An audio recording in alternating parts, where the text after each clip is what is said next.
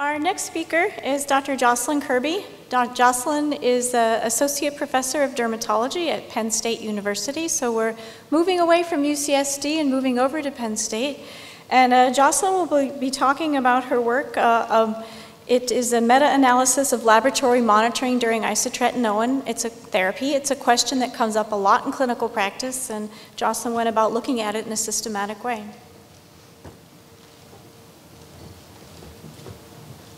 So I just have to say this is the scariest room I've ever given a talk in. I think it's the largest audience by dispersion that I've ever talked to. So thanks for being here. And this is our project, laboratory monitoring during isotretinoin therapy of acne. And we used a systematic review and a meta-analytic method.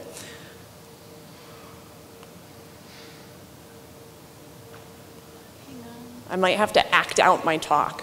Yeah. Pantomime. It should do this. I hit the green button. Uh-oh. Oh, there we go. Whoa. I don't have any conflicts. So many of us who treat acne know that isotretinoin is a fantastic medicine and it can be incredibly powerful for our patients.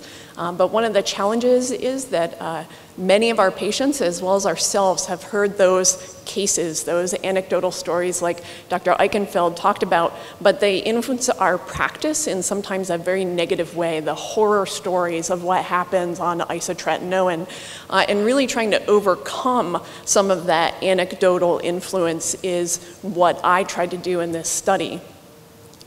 And so we can practice by anecdote or horror, or we could look at the package insert for some help. One of the challenges there is the package insert suggests weekly or bi-weekly testing until a response is met, which is a little bit ambiguous to me.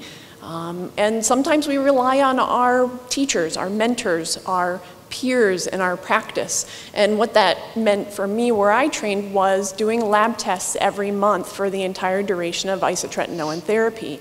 And there were a lot of tears involved, mine, the teenage patients who I was trying to draw blood on, and sometimes the parents. And so we just wondered if there was a better way to go about this, and was there data from studies to try and inform our practice a little bit more. And so the idea that hopefully there was some hope to overcome the fear in the existing literature. So we went and we looked at, this is just an example of 3 of the largest studies that were out there looking at monitoring. And it kind of shows it's all over the board, the data that was out there. Different types of studies, HP is hepatic panel, lipid panels, done at different points in time. Some studies doing complete blood counts. Some studies not reporting the actual laboratory values at all, but reporting percentages of patients that had abnormalities. And so we thought this was an opportunity to use the meta-analytic method. And so our objective was to develop estimates of the laboratory changes during isotretinoin therapy for acne using existing data. And so we used Medline, Embase, as well as the gray literature to collect all the studies that we could. We were very specific in the types of studies and populations that we included.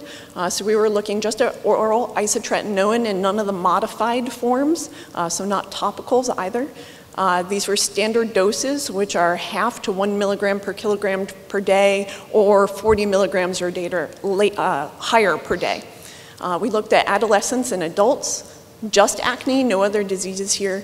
We required that they receive treatment for 4 weeks or longer, and we did not exclude any studies based on language.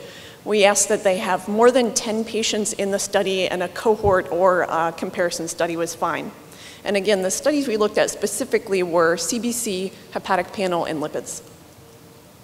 These were screened by 2 investigators and arbitrated by a third. All the data was abstracted by 1 person and checked independently by a second. And we used 2 classification systems that were already existing and pretty readily used standards for us to define whether something was an elevation that was high risk or not. From each study, we took the means, the standard deviations, or standard errors, whichever was reported, and we did a meta-analytic method to essentially extract or develop a 99% confidence interval for all the studies that had data for that particular laboratory test. We used a random effects model, and a priori we said we wanted to look at mid-treatment effects, somewhere between 6 and 8 weeks. We also wanted to see if there were late treatment effects, something that happened towards 16 or 20 weeks. Not every study had this data, but when it was available, we did do the analysis. And so we did 99% confidence intervals because we wanted to be very generous. We wanted to make the broadest kind of range of where are these values really happening for patients. And so that means really a higher value than the 99% confidence interval would involve about 0.5% of patients would have a value higher than that. And for many of the lab tests we're looking at, we're worried about high lab tests. And so in our study, we included 26 studies from the 342 citations that we pulled, and this included over 1,500 participants. We do have a flow diagram just to prove we really did it. And I'm going to show you 2 types of data, and I'm going to show you first a table format. And so we generated a treatment measurement or rather an estimate during treatment. So this was not the baseline blood work that people had, but anytime during the study, and we pulled it all together. But we also wondered, well, what was the change from baseline? And that's the second column that you see here. But to put it another way, for triglycerides, for all of the studies that reported triglycerides, the mean value during treatment was 120 milligrams per deciliter. To give you some reference for this, a grade 2 change or a high-risk change would be 200. And so this is well below that. And remember, next to this is the 99% confidence interval, which also does not get close to that high-risk or grade 2 change. Below that, I'm trying to show you the change from baseline. So this is the rise or change in blood test from baseline during treatment. And you can see that throughout therapy, there is really no enormous change, whether it's early or late. And so is there a potential to limit some of the later blood work that we're doing on these patients, because it's really not very different. The 45.6 is not very much different from the 45.3. In the bottom here, I just threw up a little bit of data. Some of those studies, again, didn't report percentages, or rather, they didn't report the actual values of the lab test, but they did report the percentages of high risk. But again, I can't tell you if this was adherent to the NIH standard or the other standard, but they reported about 12% of patients had an abnormal elevated triglyceride. So total cholesterol, again, anytime during treatment, pulling that data together, patients, their cholesterol was about 185. Again, frame of reference here, high risk or grade 2 would be 240. So again here, confidence intervals are not approaching that. And again, even later in treatment, we're not seeing very big differences in the rise from baseline compared to earlier in treatment. I'm going to skip over this just so I can get through here. And this is where all the data I'm showing you came from. Essentially on the right-hand column, these are all the individual studies with their confidence intervals. And then at the very bottom, you can see the meta-analytic reference value with its confidence interval. And 250, that value on the far right, is that grade 2 change. So we're not really very close to that. And I think the value of the meta-analytic method here is shown by that one study that is touching the high risk. But if you only read that one study, you would think that this change in cholesterol is much more common or dangerous than it really is, given all of the other data that's also listed in the graph. And so HDL, our concern here is that HDL can decrease. So there was a very minor decrease during treatment of about 5 milligrams per deciliter. And during treatment, again, was not approaching high-risk change. LDL, similarly, value is about 109, and risk here would be 140. Hepatic panels, very small changes. When you look at the right-hand side of values here, changes during treatment are very, very small. Early in treatment, especially very small values. You can see that we lacked information from all of our studies later in treatment. But during treatment, the value was about 23, Similarly, for ALT, only about 22 with very small increases during treatment. And alkaline phosphatase, again, high risk here would be actually 300 and about 86. White blood cell counts, this actually doesn't come up in the package insert. It's not recommended, but again, one of those things that I was trained to check every month in all of my patients. And similar to HDL, our concern here is a drop in white blood cell count, and it's very small. So a high risk cutoff here would be about 3. And so you can see most of our patients maintain a count of about 6 or 7, and the decrease is only about 1 point. And again, so the limitations here are that we compiled the data, but we weren't able to necessarily show changes related to fasting blood work or not, changes in medication. The issue also is that we only have information related to the studies that are published. And so that especially is a problem when you have small case reports. And we did not do a quality assessment. We took all comers and used a random model to include everything.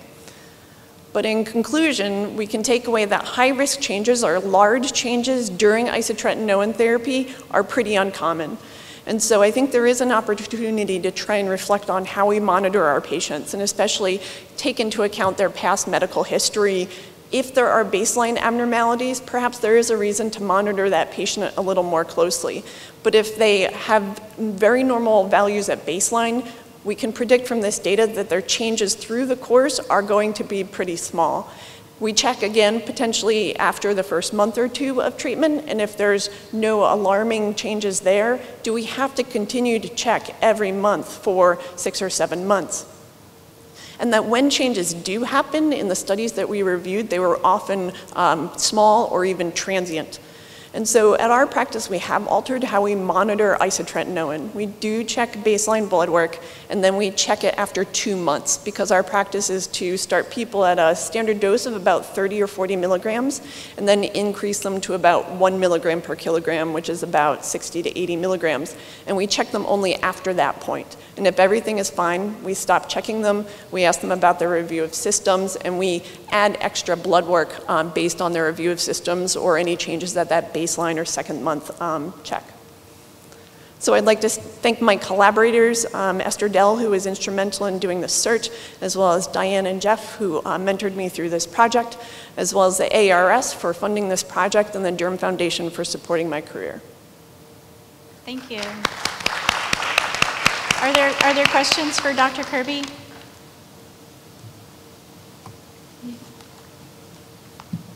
Yes.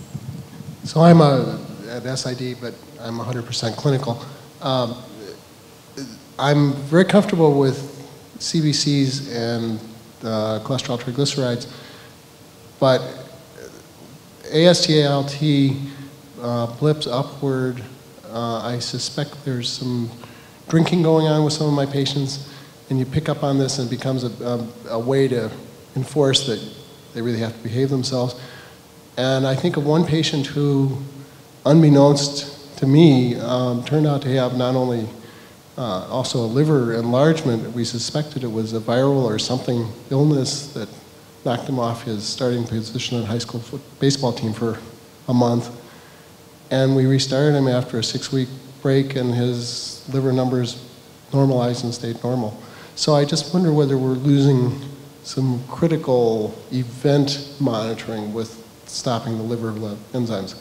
Yeah, great point. So I think the important thing to take away from here is a 99% confidence interval is not all encompassing, so there are certainly going to be people outside of that, and there's always going to be extenuating circumstances.